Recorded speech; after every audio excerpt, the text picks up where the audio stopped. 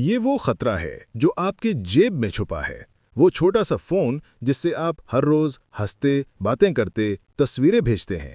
اب وہی فون آپ کے خلاف استعمال ہو رہا ہے۔ پاکستان میں کچھ ایسا ہو رہا ہے جو پہلے کبھی نہیں ہوا۔ واٹس ایپ ہیکنگ کے کیسز اچانک آسمان کو چھونے لگے ہیں۔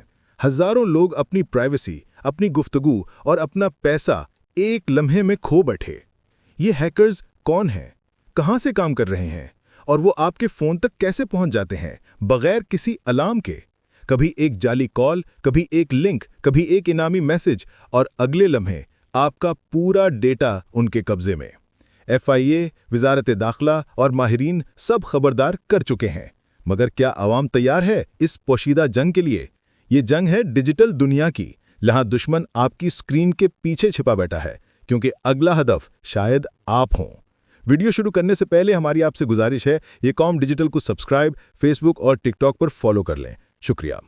پاکستان میں واٹس ایپ ہیکنگ کے واقعات تیزی سے بڑھنے لگے۔ شہریوں کی بڑی تعداد ہیکرز کے نشانے پر آ گئی۔ متعدد صارفین کے اکاؤنٹس ہائی جیک کر کے ان کے ذریعے مالی فراڈ، بلیک میلنگ اور ذاتی گفتگو تک رسائی حاصل کی جا رہی ہے۔ وزارت داخلہ اور FIA سائبر کرائم ونگ کے مطابق گزشتہ چند ماہ کے دوران واٹس ایپ ہیکنگ سے متعلق شکایات میں غیر معمولی اضافہ ہوا ہے۔ متعدد کیسز میں متاثرہ افراد سے پیسے بٹورنے، بینک اکاؤنٹس تک رسائی حاصل کرنے اور نجی نوعیت کی معلومات عام کرنے کے شواہد بھی ملے ہیں۔ ماہرین کے مطابق ہیکرز زیادہ تر سماجی انجینئرنگ کے ذریعے لوگوں کو دھوکہ دے کر ان کا واٹس ایپ کنفرمیشن کوڈ یا OTP حاصل کرتے ہیں۔ بعض اوقات وہ بینک یا کسی سرکاری ادارے کا نمائندہ بن کر صارف سے بات کرتے ہیں اور جعلی پیغام کے ذریعے کوڈ لے لیتے ہیں۔ جیسے ہی صارف کوڈ شیئر کرتا ہے، ہیکر فوری طور پر اس کا اکاؤنٹ اپنے قبضے میں لے لیتا ہے۔ ہیکرز دوسرا طریقہ سم سویپ کا بھی استعمال کرتے ہیں، جس میں موبائل نیٹ ورک کے نظام کو ہیک کر کے صارف کا نمبر کسی دوسرے سم کارڈ پر منتقل کر لیا جاتا ہے اور واٹس ایپ اسی سم پر ایکٹیویٹ ہو جاتا ہے۔ کئی کیسز میں واٹس ایپ ویب کے غلط استعمال کے ذریعے بھی اکاؤنٹس ہیک ہوئے ہیں، جہاں صارف کسی دوسرے کمپیوٹر یا public device per log in رہ جاتا ہے اور ہیکر اسی لنک کے ذریعے مکمل رسائی حاصل کر لیتا ہے۔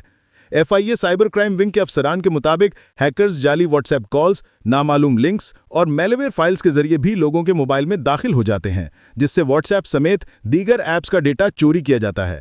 ماہرین نے عوام کو مشورہ دیا ہے کہ وہ 2 مرحلہ جاتی تصدیق یا 2 اسٹیپ ویریفیکیشن لازمی طور پر فعال کریں۔ اپنے واٹس ایپ کی سیٹنگز میں جا کر غیر مانوس لنکڈ ڈیوائسز کو لاگ آؤٹ کریں۔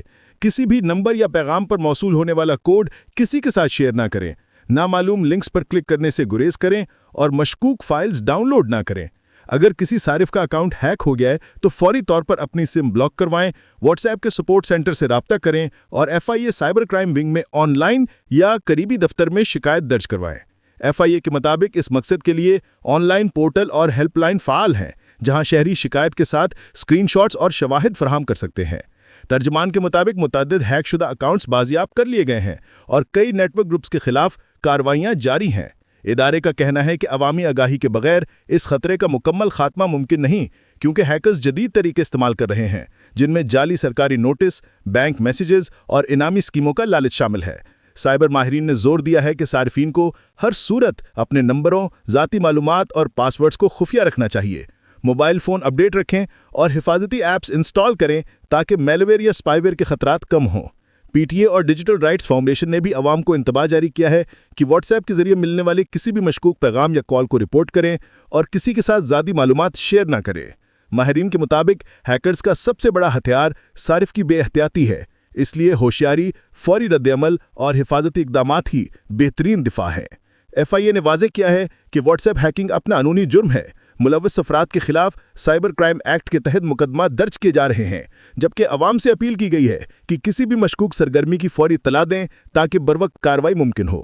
ماہرین کا کہنا ہے کہ اگر صارفین 2 مرحلہ جاتی توثیق فعال کر لیں، لنکس پر کلک کرنے سے گریز کریں اور نجی کوڈز کسی کے ساتھ شیئر نہ کریں، تو ہیکرز کے حملے 90% تک ناکام ہو سکتے ہیں۔ واٹس ایپ انتظامیہ نے بھی صارفین کو مشورہ دیا ہے کہ وہ اپنا نمبر صرف مصدقہ روابط میں استعمال کریں، غیر مانوس چیٹس میں ذاتی تصاویر یا معلومات بھیجنے سے پرہیز کریں اور اگر اکاؤنٹ ہیک ہو جائے تو فوراً ای میل کے ذریعے رپورٹ کریں۔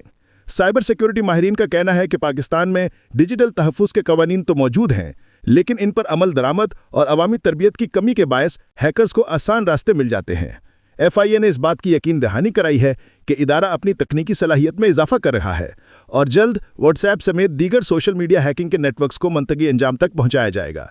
उधर national cyber crime investigation agency के एक सीनियर ओहदेदार ने एक इंकशाफ किया है कि पाकिस्तान में 2025 के दौरान साइबर जराइम में 35% तक इजाफा रिकॉर्ड किया गया है, जिसमें व्हाट्सएप हैकिंग के केसेस भी नुमाया तौर पर बढ़े हैं। NCCIA कराची के डिप्टी डायरेक्टर अरसलान मंजूर ने कहा कि पाकिस्तान में डिजिटल ख्वांदगी की शदीद कमी साइबर क्राइम्स के फरोग की बुनियादी वजह है। पाकिस्तान में लोग अभी भी हैकर्स को व्हाट्सएप पर मौसूल होने वाले वन टाइम पासवर्ड्स शेयर कर देते हैं, जिससे वो खुद ही अपने अकाउंट्स हैक करवाने का रास्ता खोल देते हैं। NCCIA के अदाद-ओ-शुमार के मुताबिक ज़्यादातर साइबर जराइम का आगाज़ जुनूबी पंजाब से हो रहा है, जबकि कुछ केसेस मुल्क से बाहर के नेटवर्क से भी जुड़े हैं। उन्होंने कहा कि पॉलिसी साज आमतौर पर नौजवान नस्ल को जहन में रखकर पॉलिसियां बना रहे हैं, हालांकि डिजिटल फ्रॉड्स हर उम्र के अफराद को मुतासिर कर रहे हैं। साइबर क्राइम्स में 2025 के दौरान अब तक 35% इजाफा देखा गया है। अलबत्ता ये शरह साल के इख्तिताम तक मुख्तलिफ हो सकती है। गुज़श्ता साल वीज़ा की रिपोर्ट के मुताबिक हर दूसरा पाकिस्तानी डिजिटल फ्रॉड का शिकार हुआ, जबकि हर 5वां शहरी मुतअद्दिद मरतबा ऑनलाइन फ्रॉड का सामना कर चुका है। वफाकी तहकीकाती इदारे यानी FIA की सालाना इंतजामी रिपोर्ट 2024 के मुताबिक 73,000 से ज़्यादा शिकायत दर्ज हुई, लेकिन इनमें से सिर्फ 1604 केसेस रजिस्टर किए गए, जिनमें तकरीबन आधी शिकायत माली फ्रॉड से मुतालिक थीं। दिलचस्प अमर यह है कि पाकिस्तान का आलमी साइबर सिक्योरिटी इंडेक्स में दर्जा 2021 के 79 से 2024 में 46वें नंबर पर आ गया है, यानी बेहतरी के बावजूद जराइम इजाफा जारी है। NCCIA एहलकारों के मुताबिक ये दर्जाबंदी जराइम की तादाद नहीं, बल्कि तकनीकी, कानूनी और इदारती सलाहियतों की बुनियाद पर की गई है, इसलिए बढ़ते जराइम का इससे बराह रास्त ताल्लुक नहीं। उन्होंने जोर दिया कि डिजिटल ख्वांदगी के फ़रोग में हुकूमत, सिविल सोसाइटी, स्कूलों और कॉलेजेस को फ़ाल किरदार अदा करना होगा और निसाब में डिजिटल आगाही शामिल की जानी चाहिए।